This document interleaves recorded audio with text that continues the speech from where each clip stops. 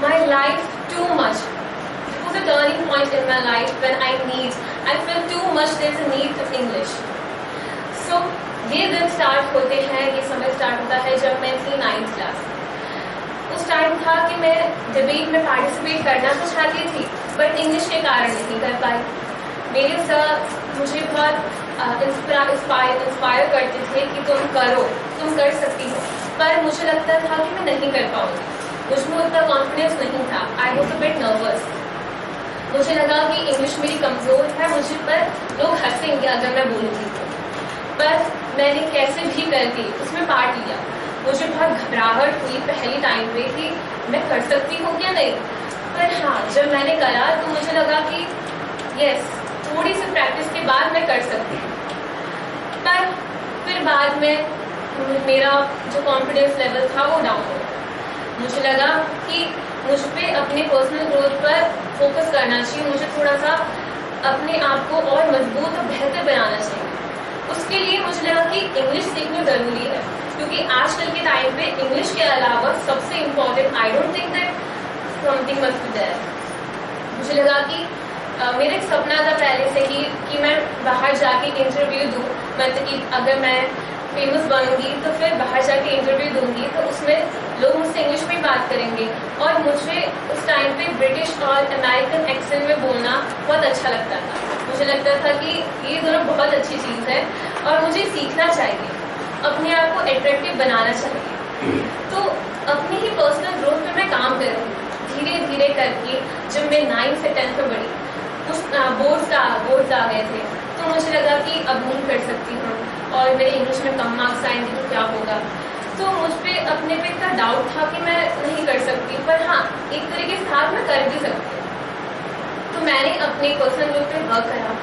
मुझे थोड़ा सा समय लगा इंग्लिश की वोकैब सीखने में। ग्रामर वगैरह आती थी, बट थोड़े वोकैब्स नए वर्ड सीखने की बहुत दिलचस्पी थी, पर नहीं सीख पाई थी उस टाइम पर। तो मैंने 10th में अपने आप को बेहतर बनाने की कोशिश करी। मैं नए वोकैब्स लेके आने लगी अपने लिए, लाउड रीडिंग प्रैक्टिस करने लगी।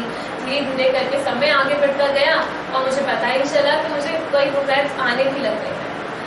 तो मुझे ऐसा लगा कि अगर मैं और प्रैक्टिस करूँगी तो और भी बेहतर बन सकती हूँ। मुझे स्टार्टिंग से ही अलग अलग लैंग्वेज सीखने का बहुत ही जुनून था। तो मैंने बहुत सारी लैंग्वेज सीखी भी है, बट आधी रह गई थी। तो इंग्लिश मुझे लगा कि कॉमन भी है और सब जगह काम भी आ जाती है, तो क्यों ना उसी को अच्छा बना लूँ। तो फिर मैंने इंग्लिश पे वर्क करना स्टार्ट किया और मेहनत करने लगी मैं। और अभी 11th में आके मुझे लगा कि हाँ थोड़ा बहुत तो मैं कर ले रही हूँ, बट मुझ पर थोड़ी सी कॉन्फिडेंस की कमी थी। मुझे लगा कि मतलब कि मेरे पे स्टेज फियर था। मैं जब भी स्टेज पे जाती थी तो मैं सब भूल जाती थी, मेरा जो माइंड था ब्लैंक हो जाता था। मुझे लगता था कि ये क्या हो रहा है। तो फिर जब मैंने PCI ज्वाइन करा तो मुझमें एक ड्रास्टिक चेंज आया। मतलब मैं अपनी कॉन्फिडेंस को बिल्डअप करने लगी कि हाँ मैं कर सकती हूँ। मेरे अंदर से स्टेज फियर गायब होने लगा। मैं नए वोकैब जानने लगी, नए तरीके से वर्ड्स और सेंटेंसेस को बना के सुनाने लगी। तो मेरा टर्निंग पॉइंट एक ही नहीं है, बहुत सारे हैं। मैंने अपनी पर्सनल ग्रोथ पर वर्क करा, मैंने अपनी एजुकेशन को मोर इम्प्रूव करने के लिए उस पर वर्क करा।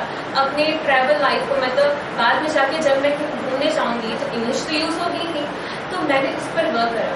इन सब चीज़ों पर वर्क करने से मुझे लगा कि मैं अगर इसमें उस समय वर्क करती तो मैं कितना आगे बढ़ जाती, पर टाइम अभी भी नहीं गया था। तो मैंने और वर्क करा और PCI ने मुझे इस पर बहुत ज़्यादा मदद करी, अपने कॉन्फिडेंस को बिल्डअप करने के लिए, अपने डर को ख़त्म करने के लिए। अब मैं डिबेट अच्छे से कर सकती हूँ। मुझमें इतना कॉन्फिडेंस है कि अगर कोई सामने मुझसे भी अच्छा इंग्लिश स्पीकर है तो मैं उसे अपने वर्ड से, अपने मैनिपुलेशन से उसे ख़त्म कर सकती हूँ, मतलब कि उसे हरा सकती हूँ। तो मुझ में इतना ज़्यादा कॉन्फिडेंस बिल्डअप देखकर मेरे पेरेंट्स बहुत खुश हुए। मेरी मम्मी तो रोने भी लग गई थी कि इतना अच्छा इम्प्रूवमेंट हुआ है। तो फिर मुझे लगा कि अब पेरेंट्स को खुश भी कर दूँ तो मुझे बहुत अच्छा लगा। थोड़ी इमोशनल मैं भी हुई कि मुझे लगा कि अगर और वर्क करूँगी तो कितना अच्छा होगा।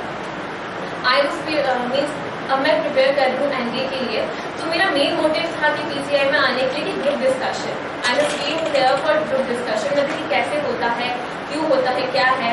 तो मैंने इस पर वर्क करा और बाद में हारने से पहले ही मैंने है तो मुझे बाद में कोई दिक्कत नहीं पड़ेगी। अगर वहाँ पे ग्रुप डिस्कशन होगा भी तो मैं खुलकर बोल सकती हूँ। और पीसीआई ने मुझे बहुत मदद करी, अपने कमी को, अपने वीकनेस को ही स्ट्रेंथ बनाई है। That's the main thing I want to tell you. So thank you. अगर आपको मेरी स्टोरी अच्छी लगी तो थैंक यू फॉर लिसनिंग।